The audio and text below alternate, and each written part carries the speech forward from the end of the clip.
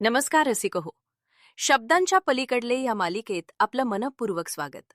आज आपण अशा एका गीताबद्दल बोलणार आहोत ज्याचे शब्द साधे आणि सहज समजणारे आहेत, पण त्यामागे गहन तत्वज्ञान दडलं आहे. या गीताचे गीतकार आहेत ग.दी. माडगुळकर आणि संगीतकार तसंच गायक आहेत सुधीर फडके. गीताचा मुखडा आहे, पराधीन आहे जगती पुत्र मानवाचा. चला तर मग या अजरामर गीताचा भावार्थ समजून घेऊया. या पॉडकास्टचं लेखन आणि मांडणी गिरीश घाटे यांनी केली आहे.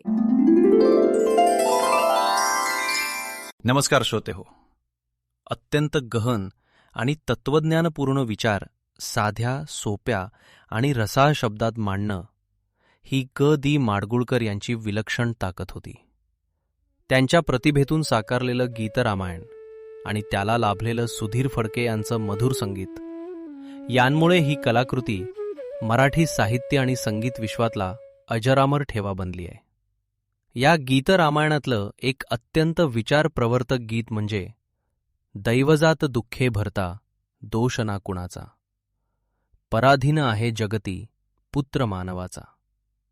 श्रोते हो, श्रीरामाविषयी अपार प्रेम आणि आदर बाळगणाऱ्या भरताला जेव्हा कळतं की माता कैकेयीच्या आग्रहामुळं महाराज दशरथांनी श्रीरामांना 14 वर्षांचा वनवास दिला आहे आणि आपल्याला अयोध्येच्या गादीवर बसवण्याचा निर्णय घेतला आहे, तेव्हा तो अत्यंत व्यथित होतो. श्रीरामांचा शोध घेत तो वनात येतो आणि त्यांना अयोध्येला परतण्याची आर्त विनंती करतो. परंतु श्रीराम त्याला धीर देतात. घडलेल्या घटनांसाठी कुणालाही दोष देऊ नकोस असं सांगत ते भरताला अयोध्येला परत जाऊन राज्यकारभार सांभाळण्याचा आणि स्वतःचं कर्तव्य पार पाडण्याचा उपदेश करतात. या प्रसंगातूनच गदिमांच्या प्रतिभेतून हे कालातीत गीत जन्माला आलं आहे. भरताला समजावताना श्रीरामांच्या मुखातून गदिमांनी जणू गीतेतल्या तत्वज्ञानाचा सारच रसिकांसमोर मांडला आहे. प्रत्येक जीव आपल्या कर्मांच्या परिणामांना बांधलेला असतो. जीवनात घडणाऱ्या प्रत्येक घटनेला कुणाला दोष देण्यात अर्थ नसतो.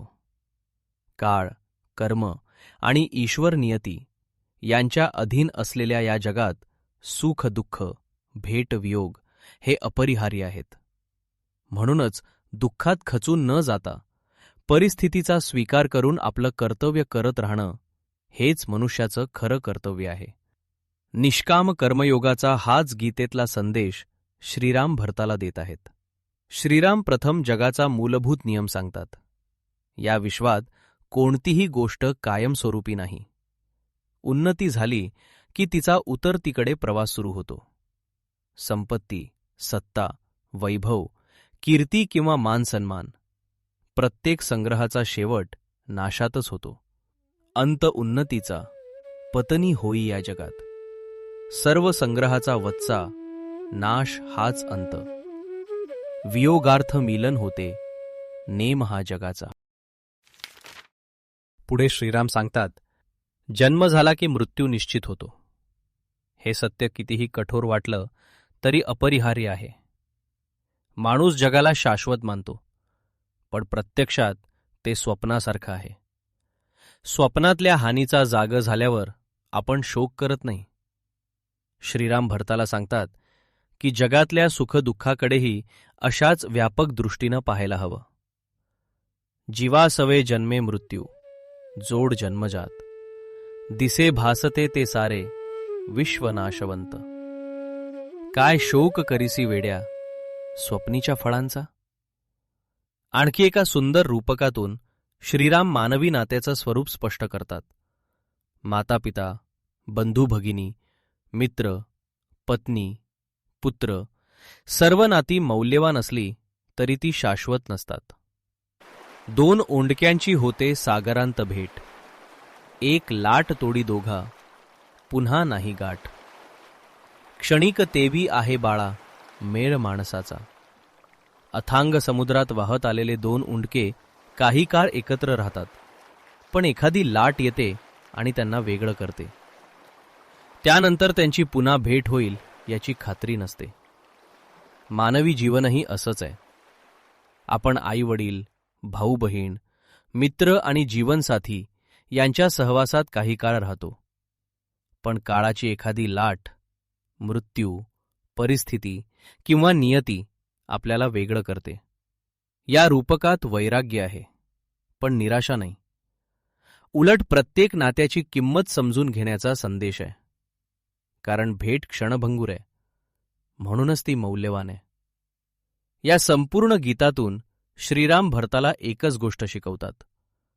जीवनातले बदल, वियोग, दुःख आणि मृत्यू हे अपवाद नाहीत. तेच जीवनाचं स्वरूप आहेत.